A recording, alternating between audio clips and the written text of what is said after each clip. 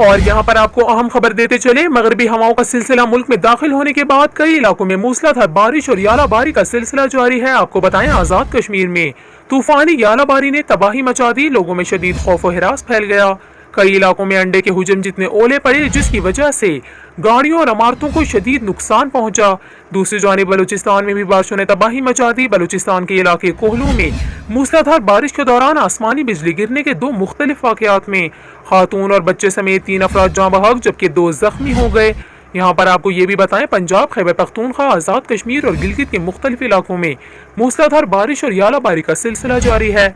बारिशों का इस सिलसिला 14 जून तक कश्मीर, गिलगित, इस्लामाबाद, बालाई खैबर पख्तूनख्वा और शिमाल मशरकी पंजाब में तेज हवा और गरज चमक के साथ बारिश बरसाएगा। जबकि महकमा मौसमियात का कहना है कि बारिशों के इस सिलसिले के बाद भी रवां माह में मजीद बारिशों के सिलसिलों की आमद मुतवक्के है।